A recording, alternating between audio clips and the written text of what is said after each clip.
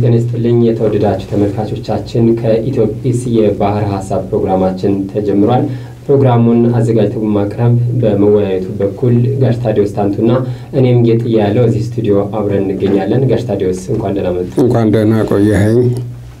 መልካም። ባለፈው ጊዜ የባህር ሐሳብ ውይይታችን በእንጥልጥል የተሆነው ጉዳይ ነበር። በተለይም የአድዋ ድል በዓልን በተመለከተ ሰፊ ውይይት ስናደርግ ነበር። ነገር ግን ሐሳቡ ከመስፋቱ የተነሳ በዓሉ ከተከበረ በኋላም በዛሬው ውይይታችን እንደምንመለስበት ገልጸን ነበር። ዛሬም ይህንን ጉዳይ በተወሰነ መልኩ የምንዳስስ ይሆናል። ሁለተኛው መወያያ ጉዳያችን ደግሞ እንዲሁ ከሰሞኑ የኦሮሞ ነጻነት ግንባር ኦነግ የሰጠውን ጋዜጣዊ መግለጫ መነሻ በማድረግ በተለይም ደግሞ የድሬዳዋና የአዲስ አበባ ፖለቲካ ምን ይመስላል የሚሉ ጉዳዮችን እናያለን። እንዲሁም ከዚህ ጋር በተያያዥነት የምናነሳው የፌደራል የሥራ ቋንቋዎች ሆነው ኦሮሞኛ፣ ሶማሌኛና አፋርኛ እንዲሁም ትግርኛ በሚኒስትሮች ምክር ቤት መጽደቃቸውን እንመለከታለን። እነኚህን ሁለት ጉዳዮች አያይዘን በአንድ ላይ የምንሄድ ነው የሚሆነው። ጋሽ ታዲዮስ 124ኛው የአድዋ ድል በዓል ትናንት በድምቀት ነው የተከበረው። ከዚህ በፊት ከነበረውም እንድባብ በተወሰነ መልኩ ሰፊ ድምቀት የነበረው ነው በህዝብ ዘንድና በተለይ አዲስ አበባ ላይ የነበረው። በዓሉን ታደሙ እንዴት አገኙት? በዓሉ በጣም ደማቅ ነው እንዳልከው። በጣም ደስ የሚል ነገር ነው። ወጣቶች እውነተኛ ታሪካቸውን ወደ ኋላ መለስ ብለው መንበብና መመራመር ካሁን ወዲያ የሚጀምሩ ይመስለኛል እና የአድዋ በዓል ዘንድሮ እንደተከበረ ሁሉ ወደፊትም በዚህ መልኩ መቀጠል አለበት ብዬ አስባለሁ። በብዙ የአዲስ አበባ አካባቢዎች የዳግማዊ አፄ ምኒልክ መልክና የእቴጌ ጣይቱን መልክ የያዙ ከነቴራዎች በብዛት ሲሸጡም አይቻለሁ። የለበሱትንም አይቻለሁ። አረንጓዴ፣ ቢጫ፣ ቀይ የኢትዮጵያ ሰንደቅ ዓላማ ራሱ ላይ ያሰሩ ብዙ ወጣቶች፣ ጎልማሳዎችና አባቶችንም አይቻለሁ። እንግዲህ በትላንትናው ዕለት በዓሉ አድዋ የሚሸት ሆኖ ስለዋለ በዚህ በጣም በግሌ ደስተኛ ነኝ። ይሄ ነው እንግዲህ ማለት የምችለው። እንደው የዘንድሮ በዓል ለምን ደመቀ ሲባል ብዙ ሰው እንደ ምክንያት የሚጠቀሰው ከአባይ ግድብ ጋር በተያያዘ ሰሞኑን የአሜሪካ መንግስት አውጥቶት የነበረ መግለጫ ነውና በዋናነት የግድቡን ግንባታ በተመለከተ የሚደረገው ድርድር ሳይጠናቀቅ ኢትዮጵያ ግንባታውን ማስኬድ የለባትም የሚል መግለጫ አውጥቶ ነበር። ከዚህ ጋር በተያያዘ ነው በዋናነት ብሔራዊ ስሜቱ ጠንክሮ ጣሊያንን እንዴት ድል አድርጎ እንዳሸነፈ የኢትዮጵያ ህዝብ በማስተዋወስ ይህንን የአድዋ ድል በዓልንም ከዚህ በፊት በተወሰነ መልኩ ፈዘዝ ብሎ ነበር፣ ግን ባለፉት 2-3 ዓመታት የተሻለ ድምቀት አሳይቷልና ከነኚህ 2-3 ዓመታትም በተሻለ ደግሞ የዘንድሮ በጣም ደማቅ የሆነበት አንዱ ምክንያት ይሄ ነው የሚል ሐሳብ አለ በብዙዎች ዘንድና ዓለም አቀፍ ጉዳዮችን ስናይ ከዚህ ጋር በተያያዘ የተለያዩ መገናኛ ብዙሃንም የአድዋ ድል ጉዳይን ሲዘግቡት ነበር። ከነዚህ መካከል የግብፁ አህራም ኦንላይን ያወጣው ዘገባ ከ124 ዓመት በኋላ በሚል 124 ዓመት የሚለውን በማጉላት ነበርና ይህ የአለፈ የ124 ዓመት ታሪካቸው ነው እንጂ አሁን ላይ እንደዚህ አይነት ቁመና የላችሁም የሚል እንድምታ ያለው ነው አጠቃላይ ዘገባውና ያንን ይዞ ወጥቷል የግብፁ አህራም ኦንላይን። ከዚህ በተጨማሪ የግብፅ ፓርላማ ምክትል አፈ ጉባኤ ኢትዮጵያ የምታደርገውን ነገር ሁሉ ፊት ለፊት ተከታትለን ለመጋፈጥ ዝግጁ ነን የሚል መግለጫም ሰጥተው ነበርና ይህንን በስፋት ዓለም አቀፍ ሚዲያዎቹ የተቀባበሉት ነበር። ከዚህ ጋር አያይዘን እስኪ የሀገር ውስጥ ብሔራዊ አንድነታችን እንደገና ደግሞ በዓለም አቀፍ ደረጃ ሉዓላዊነቷን ያስከበረች ሉዓላዊነቷን ያስጠበቀች ሀገር ከመገንባት ከማስቀጠል አኳያ መሆን አለባቸው የሚሏቸው ነገሮች ምንድናቸው? የታዘቧቸውም እስካሁን ካሉ በተለይም ደግሞ ባለፈው ጊዜ ውይይታችን የኢትዮጵያ መንግስት ከድርድሩ አሁን ቢያፈገፍግም ወደ ኋላ ግን መቀበሉ አይቀርም የሚል ሐሳብም ሰንዝረው ነበር በትንታኔና ከሱም ጋር ያይዘው ይህንን ጉዳይ ብንመለከት። እሺ በጣም ጥሩ ጥያቄ ነው። የኢትዮጵያን ሕዝብ ብሔራዊ ስሜት የቀሰቀሰው የዚህ የአባይ ግድብ ሁኔታ በተለይም አሜሪካ በኢትዮጵያ ላይ የምታደርገው አስገዳጅ ሁኔታ የሚመስል ተግባራዊ እንቅስቃሴ አስተዋጽኦ አድርጓል። ለዚህ በዓል ድምቀት ያልከው በአንድ በኩል ያ እርግጥ ብሔራዊ ስሜትን የመቀስቀስ አስተዋጽኦ እንዳለው እኔም አምናለሁ። ነገር ግን ባለፉት 2 ዓመታት ውስጥ የወጣቱ ብሔራዊ ስሜት እያደገ የመጣ ይመስላል።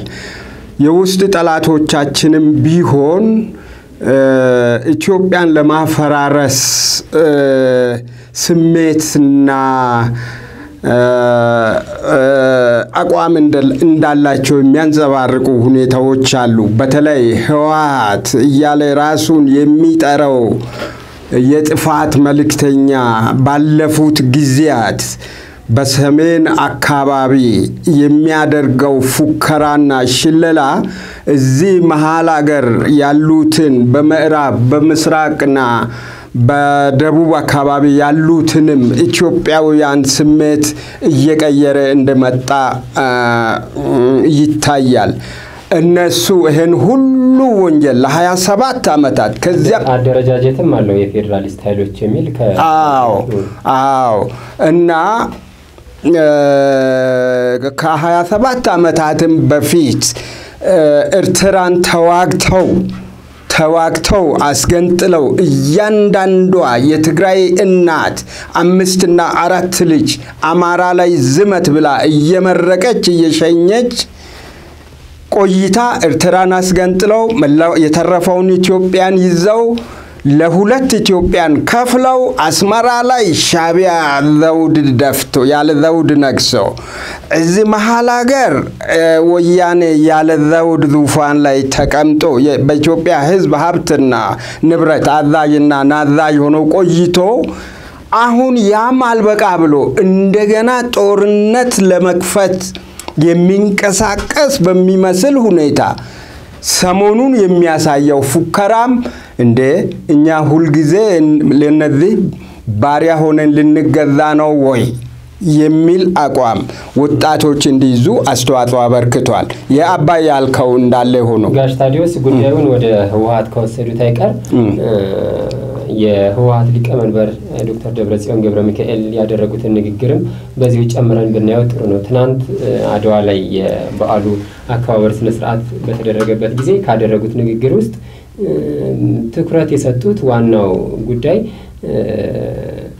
የአድዋ ጦርነትም ሆነ የአድዋ ድልን የቀሰቀሰው ጉዳይ የውጫሌ ስምምነት እንደሆነ አንቀጽ 17 እና ከዚህ ታሪክ መማር እንዳለብን አሁንም በግድቡ ጉዳይ የሚደረገው ድርድር ይህንን ታሪክ ላለመድገም መሆን አለበት የሚል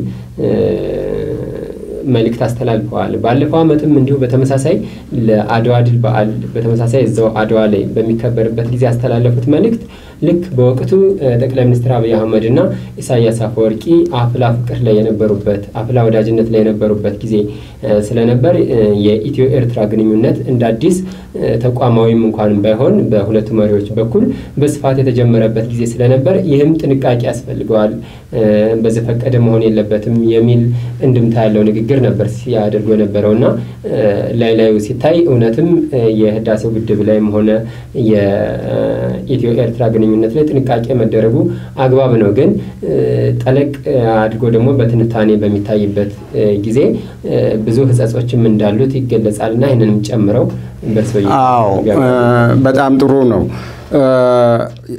ህወሓት ደብረጽዮን የህወሓት ሊቀመንበር ነው።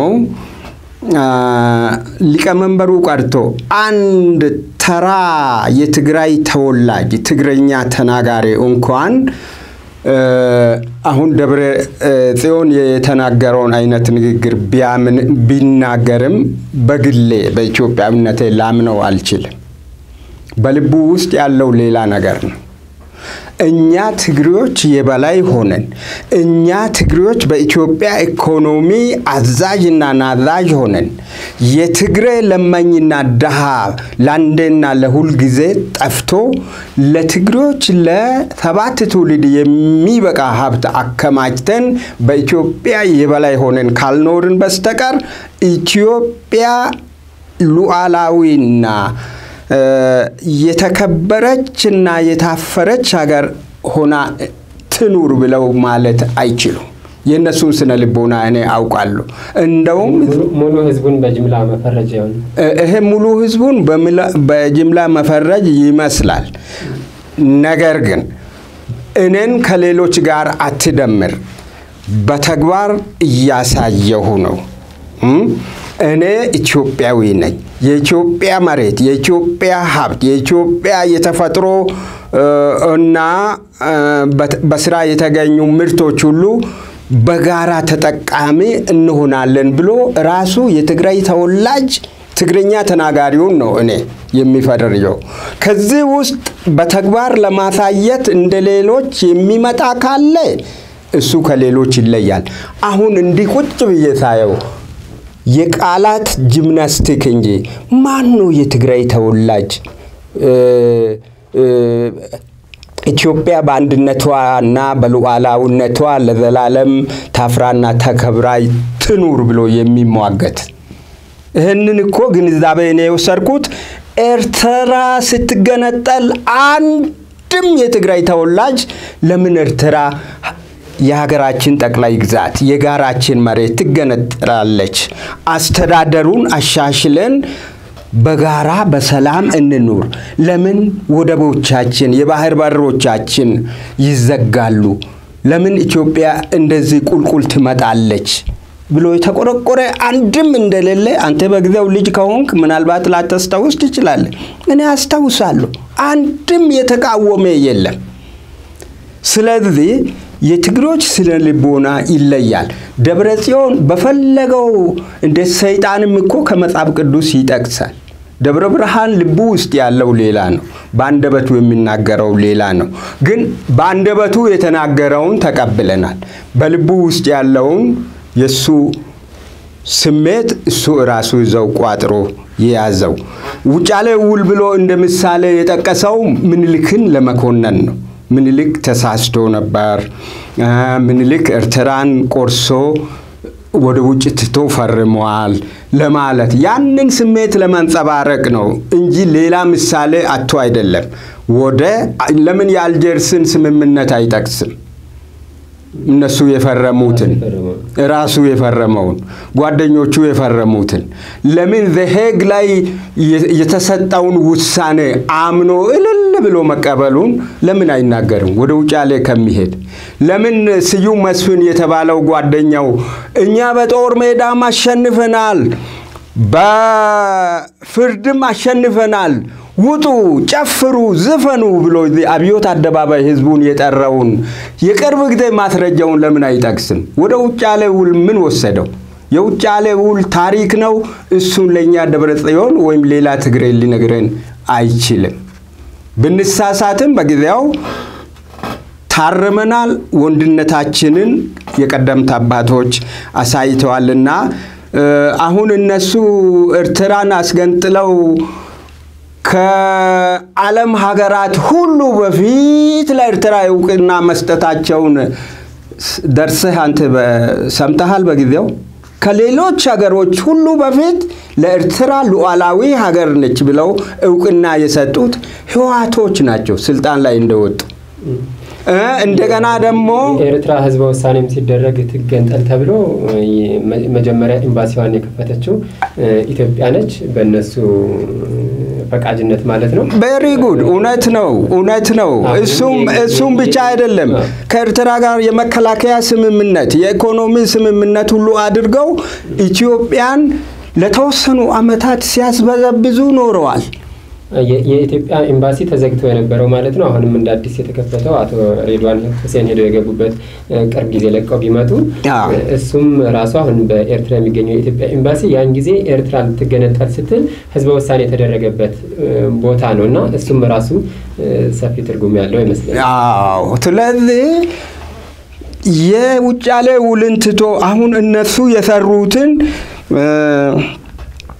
ተዝቆ የማያልቅ ጥፋትና ወንጀል ለምን አይናገርም እና የደብረጽዮንም ሆነ የሌሎች የትግረኛ ተናጋሪዎች አንደበት የሚናገረው ሁሉ ውሸት ነው እኔ አልቀበልም ሌሎች ከኔ የተሻለ አስተዋይነት ነገሮቹን የመረዳት በሆደ ሰፍነት በትዕግስት የማለፍ ችሎታ ያላቸው ሰዎች እንደው እንደ ባህሩ አስተናግደው ሊያልፉ ይችላሉ በግሌ ግን ትግሬ የሆነ ሰው ምንም አዎንታዊ ነገር ለኢትዮጵያ ቢናገር ልቡ ውስጥ ያለው ሌላ መሆኑን በህይወቴ ከምልከታ ብዙ ነገር አከማችቼ በማስረጃነት ይያለሁና በታሪክ ላይም አውቃለሁ ስለዚህ አሁን ደብረጽዮን የሚናገረው ውሸት ነው ከዚህ ጋር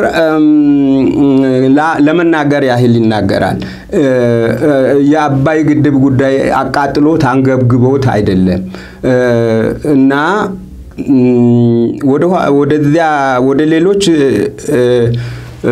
የጠቀስካቸው ጥያቄዎች ስንመለስ ይቅርታ ብታስተውሰኝ በዋናነት ከአድዋ ጋር በተያያዘ አንድ ይሄ ነው ሁለት ደግሞ ዓለም አቀፋዊ ጉዳዮች እንድናቸው ነው የፈለኩት በተለይ ከግድቡ ጋር በተያያዘ አህራም ኦንላይን እያወጡት ያለው ጉዳይ መገናኛ ብዙሃን እሱን ጨምረን አሁን የግብጽ ጋዜጦችም የግብጽ የፖለቲካ ባለስልጣናትም በአድዋ ዘመን ያላችሁ ቁመና አሁን የላችሁም እንዳሉም ያው እንግዲህ አስተውሰኸኛል በመሰረቱ የአንድ ሀገር ቁመና ብቃት በምን ይለካል ዝም ብሎ በምን ፈትነው ነው እነዚህ አሁን የግብጽ ባለስልጣናት እንደዚህ የሚሉ እኛ በአድዋ ዘመን ያለን የአሸናፊነት ቁመና አሁን የሌለን እንደሌለን በምን አወቁ እና እንዲሁ ዝም ብሎ የሞኝ ንግግር ነው የኢትዮጵያ ህዝብ አንድ ሆኖ በጋራ ተነስቶ የራሱን ድንበር ማስከበር እንደማይችል ከገመቱ መተው ሊፈትኑን ይችላሉ ኢትዮጵያ ህዝብ እነሱን ፈርቶ እንደፈለጋችሁ አድርጉት ካለ ያን ጊዜ ነው ይሄ ንግግር እውነትም እነዚህ ሰዎች በአድዋ ዘመን የነበራቸው ቁመና አሁን የላቸውም ብሎ ማለት የሚችሉት እና ይሄ ዝም ብሎ ንግግር ነው እና ኢትዮጵያ ለምታደርገው ሁሉ ደግሞ ተገቢውን መልስ ለመስጠት እንችላለን ያሉትም ዝም ብሎ ንግግር ነው ተገቢውን መልስ ባስፈላጊው መንገድ እነሱ ለመስጠት ከቻሉ እኛ ደግሞ እነሱ ለሚሰጡት ተገቢውን አጸፋ መመለስ እንችላለን የኢትዮጵያ ህዝብ አዝማች አያስፈልገው መሪ አያስፈልገው ጥንትም በራሱ ትጥቅና ስንቅ ዘምቶ ድል የማድረግ ባህል አለው አድዋም የዘመተው ከዚህ ጋር በተያያዘ በዚች ላይ ሊጨርስና መሪዎቻችን አሁን አዘናግተው ይፈርሙ ይሆናል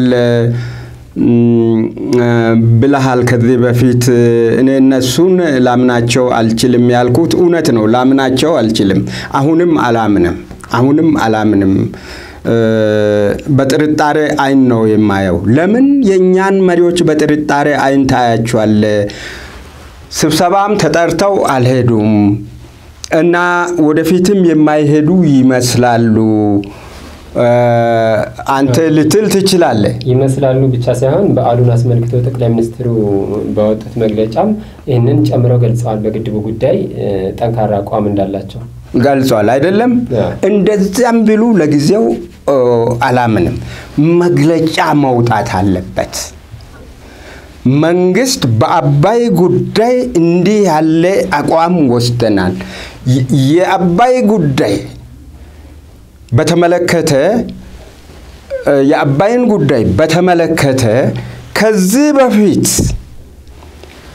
የተደረጉትን ውሎችና ስምምነቶችንም ሁሉ ከዛሬ ጀምሮ በመንግስት ደረጃ ውድቅ አድርገናል ወደፊትም ከግብጽ ጋር የምንደራደረው የምንነጋገረው ነገር የለም 4 ነጥብ በዚሁ ያበቃል ኢትዮጵያ የውሃው ባለቤት ነች ኢትዮጵያ የራሷን የተፈጥሮ ሀብት ከማንም ምክርና ሐሳብ ሳትጠይቅ በራሷ አቅምና ኃይል በራሷ በመታምነው ባለሙያ ከግብ ለማድረስ ስራዋን መቀጠል ትችላለች ከዚህ ባለፈ የጠብ አጫርነት ስሜት ያለው ኃይል ከመጣ በሚገባው ቋንቋ መልስ ልንሰጣውም ትችላለች ብሎ መንግስት መግለጫ መስጠት አለበት ይሄ ነው የመንግስት ማለት ይሄ ነው ደፋር ማለት ይሄ ነው ህዝብን ይመራል ብሎ የምንጠብቀው መሪ ላስፈላጊው ነገር ሁሉ የኢትዮጵያ ህዝብ የስነ ልቦና ዝግጅት አድርጎ ይጠብቅ ስራችን ይቀጥላል ከዚህ ባለፈ የሚመጣውን ነገር ቁጭ ብለን ለመነጋገር ጊዜም የለንም ፈቃደኞችን አይደለንም ብሎ መንግስት መግለጫ መስጠት አለበት ይሄ ዲፕሎማሲ አሁን በዲፕሎማሲ መከናወን ያለበትን ሁኔታዎች ሁሉ ያበላሽብኛል ብሎ መንግስት ካሰበ ያ ሌላ ጉዳይ ነው ምንም በአገር ሉዓላዊነት ጉዳይ ላይ ዲፕሎማሲ ያበላሻል አካሄዱ ትንሽ አላዋቅነት ይመስላል ብሎ የሚፈራው ነገር የለም አንተ ወይ እኔ በራሳችን ቤት እኛን ለመድረፍ ለመጣ ኃይል በዲፕሎማሲ የምትመልሰው ምንም ነገር የለም መጀመሪያ በጉልበት አቋምህን ከወሰርክና ኃይልህን ካሳየ በኋላ የዲፕሎማሲ ውይይት በኋላ ይመጣል ዛሬም እንደ ጥንቱ አክት ልናደርግ የሚገባን ቦታዎች አሉ ዳግማዊ አጤ ምኒልክ ኤምባሲዎች ያስከፈቱት ከጣሊያን ጋር በጠረጴዛ ዙሪያ ውይይት የጀመሩት በጉልበታቸው በኃይላቸው የመጣውን ሁሉ አሳይተው አስፈላጊውን እርምጃ ወስደው ከዚያ በኋላ ነው ወደ ውይይት የተገባው እኛ እንደውም ቆይተናል ኃይላችንን ማሳየት አለብን ጣይቱ ብጡልም ባንደበታቸው ለኮንስታንቲኖሊ የነሴትነትና ያንተ ወንድነት እዛው ጦር ሜዳ ይታያል ብለው ተናግረዋል ባስተርጓሚ እና አሁንም በአባይ ጉዳይ ይሄ የኢትዮጵያን ጥቅም የማያስከብር ነገር ሁሉ አንቀበልም ብሎ አሁን በበዓሉም ላይ አብይ ቢናገረው ጣዕም የሌለው እንዱ የማስመሰያ የድብብቆሽ ስራ ነው በግልጽ መግለጫ ፓርላማ ተብየውም አቋም መውሰድ አለበት የሚኒስትሮች ምክር ቤትም አቋም መውሰድ አለበት በመንግስት ደረጃ በዓለም በግልጽ በመገናኛ ብዙሃን የሚነገር የሚነበብ የሚጻፍ የሚተነተን ነገር መቅረብ አለበት እንጂ እቺ ውሽልሽል ድብብቆሽ አማርኛና ብልጣብልጥ የፍርሃትም አነጋገር የሚታይበት ንግግር አይሰራም ይሄንን አንቀበልም ስለዚህ በቀደም እንዳልኩት አሁንም የኢትዮጵያ መንግስት በዚህ አቋሙ ከሄደ እኔ በግሌ በጥርጣሬ አየዋለሁ። እሺ መልካም ወደ ሌሎች ጉዳዮችም ለመሄድ ያህል ሰዓታችንን ለመጠቀም እንግዲህ ከዚህ በፊት የአዲስ አበባን ፖለቲካ ስናይ 1983 ዓመተ ምህረት ላይ ህወሓት ወደ ስልጣን ከመጣ በኋላ የሽግግር መንግስቱ ጊዜ በተለይም ኦነግና ህወሓት በጋራ ይሰሩ ነበር ፓርቲን ለማቋቋም። በወቅቱ በኦነግና በህወሓት መካከል ለነበረው አለመግባባት ትልቅ ምክንያት ተደርጎ የሚጠቀሰው ዛሬም ድረስ ኦነጎቹ በተለያየ ቃለ መጠይቆቻቸው በመግለጫዎቻቸው የሚጠቅሱት ነገር አዲስ አበባ የኦሮሚያ መሆን አለባት የሚል ነው። ይህንን በዚህ ጉዳይ ላይ መስማማት ላይ ባለመደረስ ነው አዲስ አበባ ራሷን የቻለች ከተማ አስተዳደር እንድትሆን ወይም ደግሞ ከህወሓት በፊት እንደነበረችው የክልል ደረጃ ሆና በክልል ደረጃ የገጠር መሬትም ጭምር ኑሯት ክልል እንድትሆን ወይም አሁን ክልል በሚባሉት ደረጃ ማለት ነው ያን ጊዜ ክልል የሚባል አገላለጽ ባይኖርም በዛ ደረጃ እንድትቀጥል አሊያም ደግሞ ከተማ አስተዳደር ሆና አሁን ሆነችው እንድትቀጥል ሳይሆን የኦሮሚያ አንድ አካል ሆና በቀጥታ በኦሮሚያ ክልላዊ መንግስት ስር እንድትተዳደር የሚል የኦነግ አቋም ነበርና በዚህ አለመግባባት በመፈጠሩ ነበር በወቅቱ በኦነግና በህወሓት መካከል ልዩነቶች ተፈጥረው ኦነግ ከህወሓት ጋር አብሮ ከመስራት ይልቅ ወደ ተቃውሞ በመቀጠል ከሀገርም እንዲወጣ በመጨረሻም በአሸባሪነት ተፈርጆ ወደ ሀገር ቤት እስከመጣበት ጊዜ ድረስ በውጭ ሀገር በተለይም በኤርትራ በረሃ እንዲኖር የተደረገውና ከሰሞኑም ኦነግ ይህንን ሐሳብ በተለያዩ መገናኛ ብዙሃን አመራሮቹ በሚሰጡት ጋዜጣዊ መግለጫም ጭምር ሲያነሱት ነበር። የመጀመሪያው ጉዳያቸው 5 ያህል የኦሮሞ ብሔርተኛ የፖለቲካ ፓርቲዎች አንድ ላይ ተዳብለው የሰጡት መግለጫ ነበር አንድ አመት በፊት ይመስለኛል በተለይም በአቶ በቀለ ገርባ በኩል የተነበበ በአማርኛው እንግሊዘኛ ኦሮሞኛው ደግሞ በሌሎች አመራሮች ተነቦ ለህዝብ የደረሰ ጋዜጣዊ መግለጫ ነበር የአምስት ፓርቲዎች አቋም ተደርጎና በዛ አቋም ላይም ትልቁ ጉዳያቸው ያንጸባረቁት የአዲስ አበባን የኦሮሞ ባለቤትነት ጉዳይና የፌደራሊዝሙን ጉዳይ ነበር። ከዚህ በፊት እነኚህ 5 ፓርቲዎችም ፌደራሊዝሙን ሲኮንኑ ነበር ይታዩ የነበሩት። ያን ጊዜ ግን ፌደራሊዝሙን እንደ ጥሩ ነገር በመውሰድ የፌደራሊዝሙ ጠበቃ ሆኖ በመቅረብ ፌደራላዊ ስርዓቱ አሁን ባለበት መቀጠል አለበት የሚል አቋም ነበር ይዘው የመጡትና በወቅቱ አነጋጋሪ ነበር። ራሳቸው አቶ በቀለ ገርባ እንኳን እንዴት ይህንን ሐሳብ ያንጸባርቃሉ በሚልና ከዛ በኋላ አመራሮቹ በተናጠል በተለያዩ መገናኛ ብዙሃን ይሰጡት በነበረ መግለጫ ሁሉ ይህ ሐሳብ ሲንጸባረቅ ነበር። ከሰሞኑ ደግሞ እንዲሁ የኦሮሞ ነጻነት ግንባር ኦነግ በሰጠው ጋዜጣዊ መግለጫ ላይ የድሬዳዋና የአዲስ አበባ ከተማ ወደ ኦሮሚያ ክልላዊ መስተዳድር እንዲጠቃለሉለት ጠይቋል። በተደጋጋሚ የሚነሳ ጉዳይ ነው ከሐረርም ጋር በተያያዘና እንዲሁ ይህንን ጉዳይ ጨምረን እንድናየው ስለፈለኩ ነው።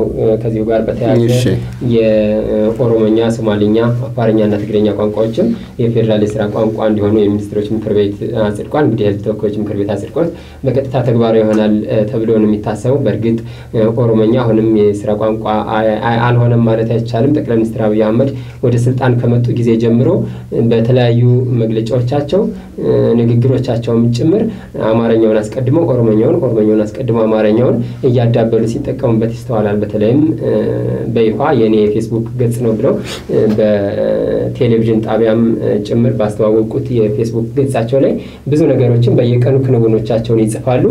በአማርኛ ጽፈው በኦሮሞኛ ከታች ይጽፋሉና በራሱ ሳይጸድቅም ጭምር በምክር ቤት በሚኒስትሮች ምክር ቤት ወይ በተወካዮች ምክር ቤትም ሳይጸድቅ ኦሮሞኛ ቋንቋ የፌደራሉ የሥራ ቋንቋ ሆኖ እያገለገለ ያለ ነው የሚመስለው።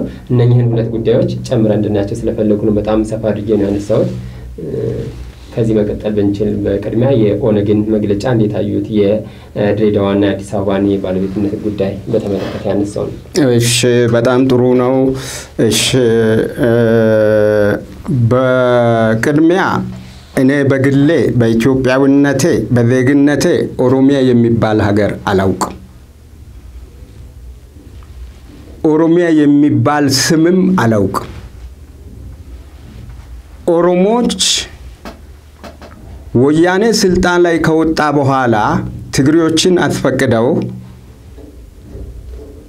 ለባሌ፣ ለአርሲ፣ ለሐረርጌ፣ ለሸዋ፣ ለወለጋ ለወሎም ጭምር በነሱ አተያይ ወሎ እንኳን አይካተትም የአማራ ክልል ነው ግን በአይምሯቸው ውስጥ ወሎም አለ ያው ኦነግ በሰራው ካርታ እንደዛ ነው አዎ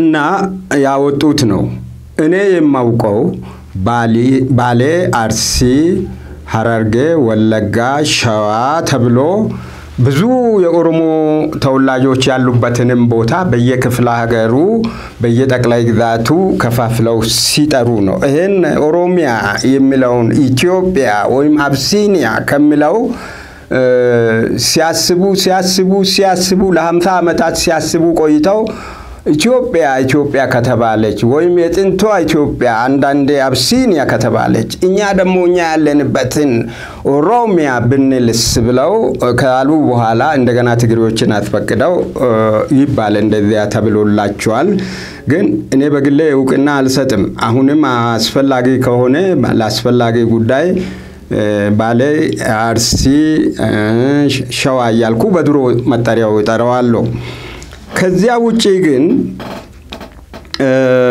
አዲስ አበባ የኛ ነው ድሬዳዋ የኛ ነው ሌሎች ሰዎች የውጭ ሀገር ሰዎች አሉበት የሚባለው ይሄ በፍጹም የምንቀበለው አይደለም የኦሮሞ ልሂቃን ወደ ክስ ከመሮጣቸው ይልቅ ሰርቶ መብላትም ቢለምዱ ጥሩ ነው ባይነኝ ስራ አይወዱም በቃ እንደዚሁ አንድ አጀንዳ ሲያመጡ አንድ ነገር ሲያመጡ አንዱን ካንዱ ጋር ያጋጩ በአይምሯቸው አንድ ነገር ያሰቡትን ወደ ገሃዱ ምድር ለማምጣት ሲፍጨረጨሩ ይውላሉ እኔ ቀደም ብዬ ሰምቻለሁ አንዳንድ የኦሮሞ ተወላጆች የኦነግ አባላት ለምን እናንተ ኦሮሞዎች ቤት የለኝም ቤት እንሰራለን ጎጆ የለኝም ጎጆ ቀልሳለሁ ያላችሁ ትጨነቃላችሁ አዲስ አበባ ፍንፍኔ ላይ ያለው ፎቅ እኮ ሁሉ የኛ ነው አዳማ ላይ ያለው ፎቅ እኮ ሁሉ የኛ ነው ሌላ ቦታም ያለው ቤት እኮ ሁሉ ሌላ ነው የውጭ ዜጎችን ማስወጣት ብቻ ነው እያሉ ሲናገሩ በዝቅተኛ ደረጃ ያሉ የኦነግ አባላት ሰምቻለሁ እነዚህ ትልልቆች አመራር ላይ ነን የሚሉት እንኳን በግልጽ እንደዚህ ባይናገሩ አቶ በቀለ ገርባ ራሳቸው ይሄንን በተደጋጋሚ እኮ በግልጽ ተናግረውታል እንደውም ናዝሬት ላይ ወይም ሌሎች የኦሮሚያ አካባቢዎች ላይ ኦሮሞ ከሆነ ህዝብ ውጪ ማንኛውንም ግብይት እንዳትፈጽሙ የሚል በስፋት ሲያነጋግር የነበረ ጉዳይ ነው እሳቸውም ጭምር አቶ በቀለ ገርባ የተወሰነ ሀገር ውስጥም ስለነበሩ ለዘብተኛ የሚባል አቋም የነበራቸው ናቸው ፓርቲም ደረጃ ስናይ ኦፌኮና ኦነግ አቋማቸው የተወሰነ ደረጃ አንደኛው ለዘብተኛ ሁለተኛው በጣም አክራሪ የሚባሉ ናቸው ገብቶኛል ኦፌኮ ሰላማዊ ትግል ነው በሀገር ውስጥ ሲያደርግ የነበረው እሳቸው የኦፌኮ መሪ ናቸው ምክትል ናቸው ኦነግ ደግሞ የትጥቅ ትግል ነው ሲያደርግ የነበረው ስለዚህ የትጥቅ ትግል ያደርግ የነበረ ፓርቲና ሰላማዊ ትግል ያደርግ የነበረ ፓርቲ ለዘብተኝነታቸውና አክራሪነታቸው በራሱ ያጠያይቃል በጣም የተለያየ ነውና አቶ በቀለ ለዘብተኛ የሚባሉት ናቸው ሲሉ የነበሩት እንጂ እሳቸው ካሉት የኦነግ አመራሮችማ እንደውም በስፋት ከሳቸው በላይ ነው ሊሉ የሚችሉት ዋው እውነት ነው እሱ ልክ ነው በደንብ ታዝበዋል እኔ ግን ኦፌኮም ሆነ ኦነግን ለይቼ አላያቸው ሁለቱንም ቀድሞውንም ቢሆን አሁን በትግል ስትራቴጂ ነው የሚለያዩት አዎ እኔ ያውቃለሁ መራራ ጉድና አምቦ ሲሄድ የሚናገረውና እዚህ አዲስ አበባ ከሌሎች የአንድነት ኃይሎች ጋር ሲቀመጥ የሚናገረው አንድ አይደለም ሰዎች ከኦሮሞኛ እየተረጎሙ ይነግሩኛል እዚህ መጥቶ በአማርኛ የሚንተባተበው ሌላ ነገር ነው እዛ ሄዶ በኦሮሞኛ የሚያንበለብለው ሌላ ነገር ነው ስለዚህ የኦሮሞ ድርጅቶች ሁሉ እደግማለሁ የኦሮሞ ድርጅቶች ሁሉ እንደ ህወሓት ጸረ አንድነት ናቸው በኔ አተያይ እኔ ግለሰቡ ወሳኝ አይደለም በኢትዮጵያ ፖለቲካ ላይ ተጽዕኖ ለማድረግም አልችልም ነገር ግን በራሴ እምነት በራሴ ግንዛቤ እንደ ህወሓት ሁሉ የኦሮሞ ድርጅቶች በሙሉ ጸረ ኢትዮጵያና ጸረ አንድነት ናቸው። አንዱ በሰላማዊ መንገድ ይታገላሉ ቢልም አንዱ ጫካ ቢገባም ጫካ ያልገባው ስለፈራ ነው። ሆዱን ስለወደደ እዚሁ የበላው ያታለልኩ ልኑር ብሎ ነው እንጂ ጫካ እንደገባ የሚሳካለት ቢሆን ኖሮ ቀድሞ የሚሄደውም ይሄ ጫካ ያልገባው ነው እና ጫካ የገባው ደግሞ ሰርቶ መብላት ስለማያውቅ ዘርፎ ለመብላትም ጭምር ነው። ስለዚህ ሁሉም እነሱ አንድ ናቸው። ቅድም አንስተሃል 5 የፖለቲካ ድርጅቶች መግለጫ በአዲስ አበባ ላይ አውጥተዋል ያልከውንም እዛ ላይ ምን አሉ ሰምቻለሁ በጊዜው የውጭ ሰዎችም አዲስ አበባ መኖር ይችላሉ ሲሉ መግለጫ ሰጥቷል። የውጭ ሰዎች የምንባለው እኛ ነን፣ እኛና የኛ ልጆች አንተና መሰሎች ሌሎች ናቸው። እንግዲህ አዲስ አበባ የኛ መሬት ነው ካሉ እንደውም አሁን ኦሮሞ የያዙት መሬት ሁሉ የኦሮሞ መሬት አይደለም። ፍርጥም ባለ ቋንቋ ሊናገር በኢትዮጵያ ምድር ኦሮሞ አንዲት ጋት መሬት የለው። ኦሮሞ መጤ ነው። ኦሮሞ ወራሪ ነው። ኦሮሞ ብዙ የኢትዮጵያ ሂዳጣን ጎሳዎች ሂዳጣን የሚለው ቃል ንዑሳን ለማለት ፈልጌ ነው ቃሉን የጠቀምኩት። ሂዳጣን ጎሳዎችን ውጦ አጥፍቶ እንዳልነበሩ አድርጎ መሬታቸውን ወስዶ እንደዚህ ተንሰራፍቷል። ለዚህ የዳረገው ደግሞ የግራኝ አህመድ ወረራ ክርስቲያን ኪንግደምን አዳክሞት ስለነበርና ከድካምና ውጣ ውረድ በማገገም ላይ የነበረው የክርስቲያን ኪንግደም በሙሉ አቅሙ ስላልተዋጋ አሁንም ወደ ኦሮሞች ፊታቸውን ክርስቲያኖች ካዞሩ ሙስሊሞች የግራኝ አህመድ ወራሾች እንደገና ወደ ላይ ሊመጡ የሚችሉበት ሁኔታ ስለነበረ አዳል ኢሳ ሱማሌ የመሳሰሉት ችላ ብለው ስለነበር ኦሮሞ ደግሞ በደመነፍስ ወደፊት ዝም ብሎ ያለ የሌለውን ኃይሉን አሰልፎ ይገፋ ስለነበር በዚያም ላይ ደግሞ ኦሮሞ ሃይማኖት ያልነበረው ስለሆነ በክርስቲያን ኪንግደም ላይ ምን ሊያመጣ ይችላል? መሬትና ውሃ ሞልቷል። ከብቶቻቸው ይጠጡ ይብሉ፣ ሃይማኖት የላቸው። እነዚህ የራሳቸውን ሃይማኖት በእኛ ላይ አይጭኑም። መንግስት ለማቋቋም ግንዛቤ የላቸውም። ግብር ክፈሉ አይሉንም። ዝም ብለው ብቻ ሰፊ መሬት ያለበት እየሄዱ ከብት እንዲግጥ ቢያደርጉት ውሃም እንዲጠጣ ለከብቶች ብንለቅላቸው ምን ይጎዳናል እያሉ ብዙ ሰዎች ይልቁንስ እነሱን መልሰን ከምንወጋቸው ከምናባረራቸው ወደ ውትድርና እየመለመልን ብንጠቀማቸውስ እያሉ ብዙዎቹ በቅደም ተከተል የነገሱት የኢትዮጵያ ነገስታት አንዳንዶች ተበቅ ብለው መልሰው መክተዋል። አንዳንዶች መልምለን ወታደር እናድርጋቸው፣ ሰውነታቸው ግዙፍ ነው፣ እስላሞች ወደፊት ብነሱብን እነዚህን እንጠቀምባቸዋለን፣ ሌላም የውጭ ጠላት እየመጣ እያሉ በጊዜው በቅንነትና በበጎ አመለካከት ስለለቀቁላቸው እነሱ ሂዳጣን ጎሳዎችን እያጠፉ ይሄ ሞጋሳ ጉዲፈቻ ምናምን የሚሉት ሁሉ የኢትዮጵያን ልዩ ልዩ ዘሮች የሚያጠፋ ነው ያጠፋ ነው በጊዜው። እና ወደ ታሪክ የምንገባ ከሆነ በኢትዮጵያ መሬት ኦሮሞ አንዲት ጋት መሬት የለው። ኢትዮጵያን በመጨረሻው ሰዓት ወይም በመጨረሻ በኢትዮጵያ የሰፈረ ህዝብ ማን ነው ቢባል ኦሮሞ ነውና ማንም ለነሱ መሬት ለቆ ሊወጣላቸው አይችልም። አዲስ አበባም የኛ ነው የሚሉት የምንቀበለው አይደለም። አዲስ አበባ አንጡራ ወደ ታሪክ የምንሄድ ከሆነ አዲስ አበባ አንጡራ የአማራ መሬት ነው። ወደ ታሪክ የምንሄድ ከሆነ ተባብረን ተከባብረን ተሳስበን አንዲት ኢትዮጵያን በጋራ ለማልማትና ለማሳደግ ከዓለም ሀገራት ጋር እኩል ለመሆን እጅ ለእጅ ተያይዘን የምንነሳ ከሆነ ግን የኦሮሞም ነው ትግራይ ጭምር ሌላውም ሁሉ መንዝ ተጉለት ቡልጋም የኦሮሞ ነው የአማራ ነው። ተከባብረን ተሳስበን በሰለጠነ አስተሳሰብ መኖር እንችላለን።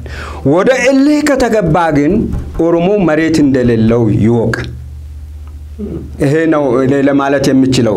ድሬዳዋም የሱ አይደለም፣ አዲስ አበባም የሱ አይደለም፣ የመላው ኢትዮጵያ ህዝብ ነው። በታሪክ ከተሄደ አዲስ አበባ የአማራ ይሆናል። ድሬዳዋ ደግሞ እዛ አካባቢ በጥንት ዘመን የነበሩ ሰዎች መሬት ነው። በጥንት ማለት in ancient ኢትዮጵያ የነበሩ ሰዎች መሬት ነው። ኦሮሞ በኋላ ነው የመጣው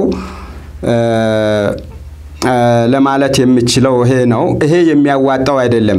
እኔ አንድ ነገር ታዝቤያለሁ በህይወቴ። እድሜ ያው ትንሽ አይደለም፣ ከናንተ በጣም ይበልጣለሁ፣ እጥፍ ነው የኔ እድሜ። ሽበቴንም ታያላችሁ። የታዘብኩት ምንድነው? ኦሮሞ ሰነፍ ህዝብ ነው። ስለ እውነት በእውነት እንናገር። ኦሮሞ ሰነፍ ህዝብ ነው። 4 ነጥብ። ኦሮሞች ካልሰሙ አሁንም ልድገምላቸው። ኦሮሞ ሰነፍ ህዝብ ነው። እንደ ኦሮሞ ሁሉ እኛ የደቡብ ተወላጆችም ሰነፍ ነን። ኦሮሞ ሰነፍ ህዝብ ስለሆነ አዲስ ነገር ፈጥሮ በምርታማነት ውጤት ለማግኘት የተዘጋጀ ስነ ልቦና የለው። ጥንትም ቢሆን ከመሰረቱ አንስቶ ስጋ መብላት፣ ወተት መጠጣት፣ የህዝብ ጭራን ተከትሎ ወደፊት መሄድ፣ ከቦታ ወደ ቦታ መንቀሳቀስ ነው። እርሻም የለመደው ከክርስቲያኑ ወይም እነሱ በወረራ ካጠፏቸው ልዩ ልዩ ዘሮች ነው። እና ሙያ የሚባል ነገር በኦሮሞ ባህል አልነበረም። ስለዚህ ያ የዘር ማንዘራቸው የስንፍና ስሜት እየመጣ አሁን ክርክርና ጭቅጭቅ ለመፍጠር የሚነሱ ይመስለኛል። ስራ አይወዱም። እነዚህ አሁን የኦነግ መሪዎች የሚባሉ ስራ ስለማይወዱ ውጭ ሀገር እየዞሩ በመጽዋት የኖሩ ናቸው። እነዚህ አሁን ሌሎች ቀርቶ አሁን የኢትዮጵያ ፕሬዝዳንት ነው የሚባለው ነጋ ይባል የነበረው ነጋሶ ጊዳዳ ራሱ በጀርመን ሀገር በመጽዋት በዌልፌር አሶሲዬሽን እርዳታ ይኖር ነበር። እድሜውን በሙሉ የኖረው በአመዘኙ እንደዚያ ነው። ሌሎችም እንደዚህ በመጽዋት በድጋፍ በእርዳታ የኖሩ ናቸው። በስራ በልጽገን ሰንጥቀን ወተን አይምሮአችን ምርታማ አርገን ትልቅ ቦታ እንደርሳለን ብለው አያሰቡም። ስለዚህ አሁን ከስንፍና የተነሳ እንዲሁ ድጋፍ ለማግኘትና ህይወታቸውን ለመምራት ገንዘብ ለመሰብሰብ የሚያቀርቡት አጀንዳ ነው። ይህንን ማንም አይቀበልም። ከውጭ ጠላት ጋር ተባብረን አሁንም ኢትዮጵያን እናጠፋለን ካሉ የኢትዮጵያ ህዝብ የአንድነት ኃይሎች መተባበር አለባቸው እላለሁ። ሰዓታችን እየተጠቃለለ ነው፣ ግን የድሬዳዋን ፖለቲካ ካነሳን አይቀር ጨምረን የግድ ሳናነሳው ማለፍ ያለብን ጉዳይ እስካሁን ህወሓት ኢህአዴግ በነበረበት ጊዜ 40-20 በሚል ይጠቀምበት የነበረ የአገዛዝ ስትራቴጂ ነውና 40 ለኦዴፓ 40 ለሶዴፓ ለሶማሌው ፓርቲ ማለት ነው፣ እንዲሁም 20 ደግሞ ለሌሎች ብሔሮች ብሔረሰቦችና ህዝቦች በሚል በዚህ መልኩ አከፋፈል ነበር ይጠቀምበት የነበረው። አሁን ግን ሶዴፓ የሚባለውም ከስሟል፣ ኦዴፓ የሚባለውም ከስሟል፣ ሌሎቹም ከስሟል። አጋርና ግንባር የነበሩ ድርጅቶች አንድ ብልጽግና የሚባል ውህድ ፓርቲ እንደመሰረቱ ይፋ አድርገዋልና ይህስ ወደ ምንድን ነው የሚያመራን? ከዚህ በኋላ ውህደቱ እንዴት ነው የሚሆነው? የስልጣን ክፍሉ ምንድን ነው የሚመስለው? የኦነግን ጥያቄ እንዳለ ሆኖ ግን በገዢው ፓርቲ በኩል ደግሞ ያለው የስልጣን ክፍልም ሌላ ጥያቄ የሚያስነሳ ጉዳይ ስለሆነ እሱን እንግዲህ የአንድነት ኃይል ከሆነ አሁን ብልጽግና በዚህ አቋሙ ጸንቶ ለማስመሰል ያመጣው ካልሆነና በአንድነት አምኖ አንድ ወጥ ፓርቲ የሚያቋቁም ከሆነ ሰው ስልጣን የሚይዘው በችሎታ በብቃት በእውቀቱ በታታርነቱ በስራ ወዳድነቱ በብሔራዊ ስሜት ልቆ በመገኘቱ ነውና እንደኔ አተያይ ድሮ ከኢሰፓ አንድ ያየሁት ልምድ አለ ኢሰፓ በነበረ ጊዜ እንግዲህ እናንተ ያልደረሳችሁ ምን ያይቻሉ በብቃት ነው ቅድም ባልኳቸው መመዘኛዎች በብሔራዊ ስሜት በቁርጠኝነት በአላማ ጽናት የህዝብን ጥቅም ከራስ ጥቅም በማስቀደም በዚያ መልኩ ነው ስለዚህ አሁን ብልጽግናም ራሱን ወደ አንድነት የሚያመጣው ከሆነ የዘር ቆጠራ በርግጥ ስሙ ነው እስካሁን የአንድነት ስም ያዘው እንጂ አንድ ወር ፓርቲ ሆነን አለ እንጂ ከዚህ በፊት ሶዴፓ ይባል የነበረው አሁን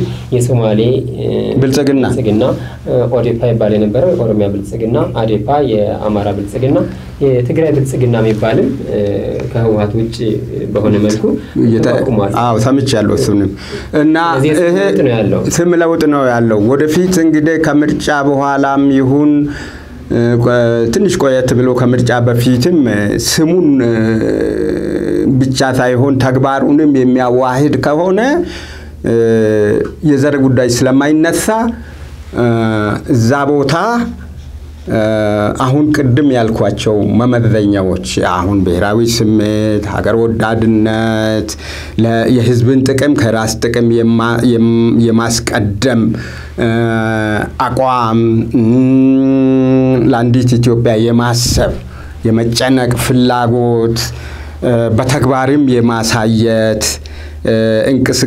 ሁኔታዎች በሚዛን ውስጥ ስለሚገቡ እዛ ሶማሌም ኦሮሞም አማራም ክርስቲያን ወይ ሙስሊም ሳይባል ማንም ያንን አካባቢ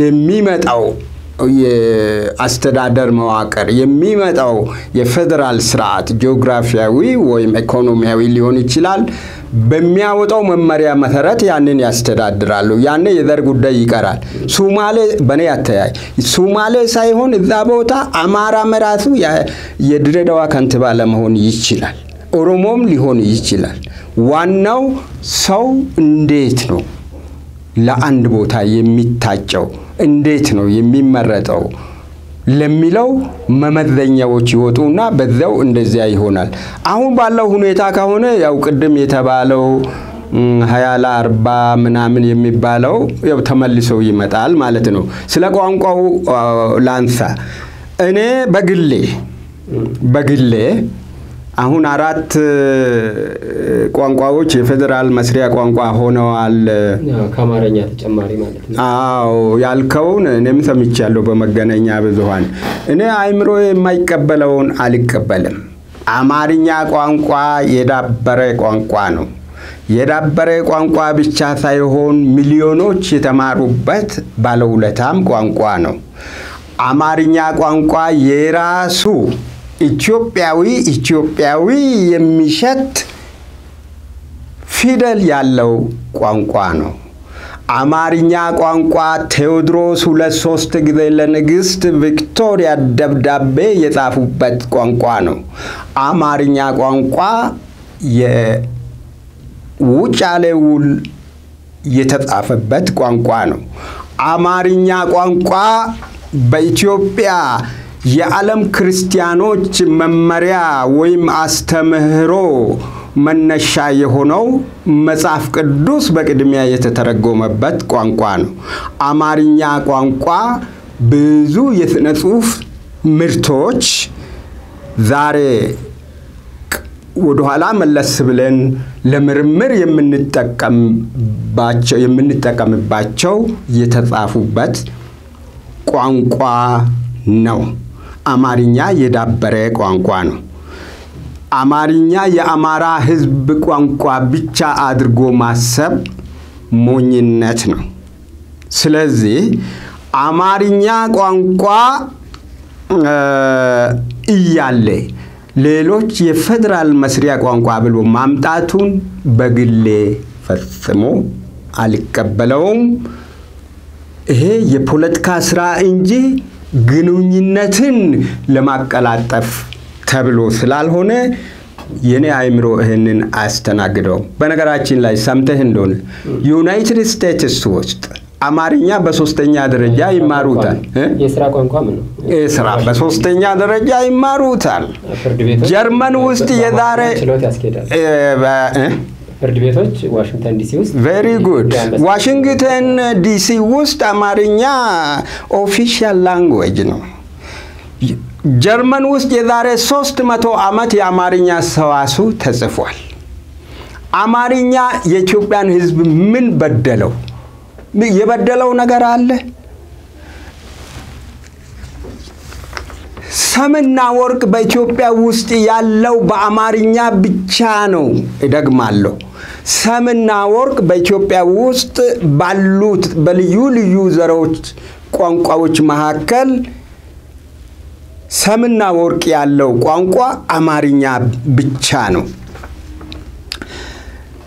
እስቲ እንደው ስነቃል ትንሽ ጠቀስ ላድርግ ጊዜ የለንም ጠቀስ ላድርግ እዚህ ጋር ለፍቅር የተጠቀሱትን እስቲ እንደው ሰምና ወርቅ ትንሽ ልጥቀስ በዚያውም ያው ፈገግ ማለት እንችላለን ልሂድ ቡሬ ዳሞት ላሰራ ጉትቻ ቅልቅል የሌላት ጥሩ ወርቅ ብቻ ይሄ የፍቅር ነው እንዴ ያለ ውብ ትልቅ መልእክት በድብቅ ቋንቋ መልእክቱን የሚቀበለው ሰው ብቻ በሚያውቀው ሁኔታ ለማስተላለፍ የሚችል ቋንቋ አማርኛ ብቻ ነው በኢትዮጵያ ውስጥ ይሄን ተመልከትስ ትንሽ ይሄ ያው የፍቅር ነው ተው ይሄ የወጣቱ ጫውታ ነው ብለን እንለፈውና ይሄንን ስሙትስ አባት እናት ቢሞት ባገር ይለቀሳል አጎት አክስት ቢሞት ባገር ይለቀሳል አገር የሞተ እንደሆን ወዴት ይደረሳል እንዲህ ያለ ውብ አነጋገር ያለው በአማርኛ ብቻ ነው ፊደልም የለውም እኮ ሌላ የኔ ቋንቋ ፊደልም የለውም ዘርማንዘረ ስለስነ ጽሁፍ ግንዛቤም አልነበረውም ኦሮሞ ስለስነ ጽሁፍ ግንዛቤም አልነበረውም ካምባታ ሀዲያ ሲዳማ ቡሜ ሱርማ ምን ልበል የኢትዮጵያን ልዩ ዘሮች በሙሉ ቢቆጥር አንድም የስነ ጽሁፍ ግንዛቤው እንኳን ያለው አልነበረም አፋርም አሁን ሶማሌም ቢባል የስነ ጽሁፍ ቋንቋ ምን እንደሆነ ስነ ጽሁፍ ራሱ ምን እንደሆነ አያውቁም እና አሁን የተቀሰሉት ስነቃል በስነቃል ደረጃ የሚተቀስ ብቻ ሳይሆን ሀገር የሞተ እንደሆነ ይተደረገ አዎ መልእክት ተመልከት በትምህርት ቤቶችም ጭምር እንደ ብሔራዊ መዝሙር ተደርጎ የሚዘመርም ዘፈኖችም ውስጥ የነበረ አሞራ ንገረኝ ከወደቀበቱ ወዳጁ ማንተነ የበላህ ተፊቱ ይሄ ባንድ የጦር ሜዳ የወደቀ ጀግናን ፊቱን አሞራ መብላቱን የሚናገር ነው ወንድ ልጅና ታጠቂ በገመድ የወንድ ልጅና ታጠቂ በገመድ ልጅሽና አሞራ እንጂ አይቀብረውም ዘመድ እንዲህ ያለ ውብ ስነቃል ያለው በአማርኛ ብቻ ነው አሁን የአድዋ ሰሞን ስለሆነ ስለ አድዋም ስናነሳ አባተ አባይ ትራፍ ክፉ ነገረኛ አዋሻኪ ሰው ይህን መድፍ ከዚያ መድፍ አቆራረጠው አበሻ ጉዳለ ጣሊያን ወተወተ አይነ ጥሩ ተኳሽ በዋለው አባተ እንዲህ ያለ በዚያ ጦር ሜዳ እኮ እየተፎከረ የሚገባው በአማርኛ ነውና አማርኛ ቃሉ ራሱ ልዩ መልእክት አለው መልእክት ለማስተላለፍ እርግጥ የቋንቋ ጠበብት ማንኛውም ቋንቋ ለተናጋሪው የፈለገውን መልእክት ሊያስተላልፍለት ይችላል ብለው ያምናሉ ግን እንደ አማርኛ ኃይል ያለው ቋንቋ እኔ በኢትዮጵያ ውስጥ የኔ ዕውቀት እስከደረሰ አላየሁም ይሄ ሁሉ አሁን አማራና አማርኛን ይጣላሉ የሚለው ሁሉ እኮ ስሙ ራሱ የአማራ ስም ነው ኦሮሞ ከገጠር መጣ ባሲን 19ን ትላለች አንድ ቦታ ቆማ ወላይታ መጥቶ 19 ቁጥሬ አውኔ ይላል ሌሎችም አፋርም አማርኛ እንደው ቢጣሉትም አማርኛና አማራ የኢትዮጵያውነት እምቅ መልእክት የያዘ ቅርስ ነው። አማራ ራሱ አማርኛ ተናጋሪውም አማርኛም የአማርኛ ጽሁፎችም ሁሉ ቅርስ ናቸውና ይሄ አማርኛ እያለ ኦሮሞ እኮ አሁን ባለፉት 27 ዓመታት በኦሮሞኛ ችሎት ተቀምጦ ዳኛው ያንን ሜቃን ምናምን ማነህ ለማለት ስሜ ማን ነው ለማለት እንትን ይያለ ወደ ውሳኔ ሲደርስ ከታች የደበቀውን የአማርኛ የወንጀለኛ መቅጫ ያወጣል።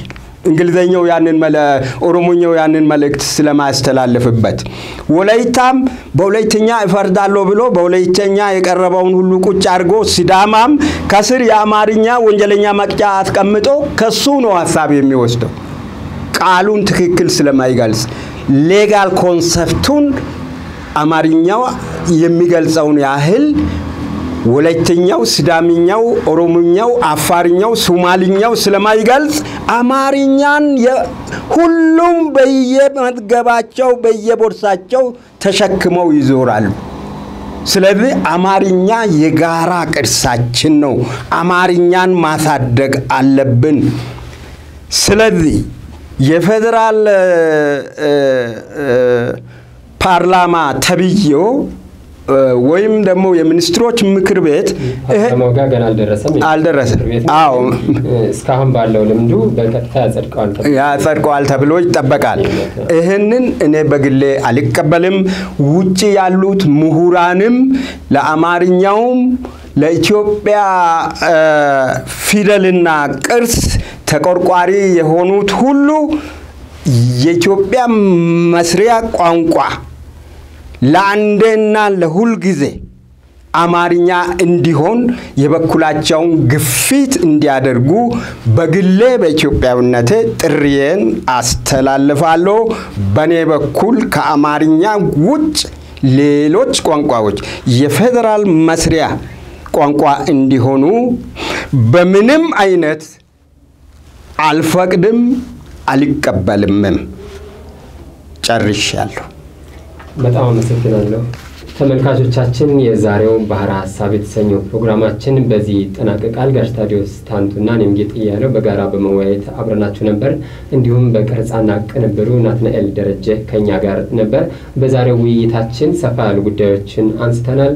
124ኛው የአድዋ ድል በዓልን በተመለከተ ባጭሩ ከባለፈው ሳምንት የቀጠለ ውይይታችንን አስደምጠናችኋል። እንዲሁም ደግሞ የኦሮሞ ነጻነት ግንባር ኦነግ በድሬዳዋና አዲስ አበባ ፖለቲካ ጉዳይ ላይ ያወጣው መግለጫ በተመለከተም እንዲሁ ሰፋ ያለ የጋሽ ታዲዮስ ታንቱን ትንታኔ አሰምተናችኋል።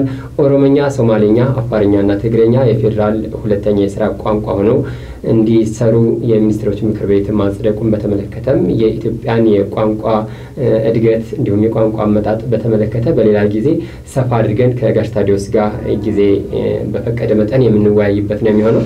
ለዛሬ ግን ቅንጭብ መረጃውን በዚህ መልኩ አድርሰናችኋል። ስለተከታተላችሁን በጣም አድርገን እናመሰግናለን። ጤና ይስጥልኝ።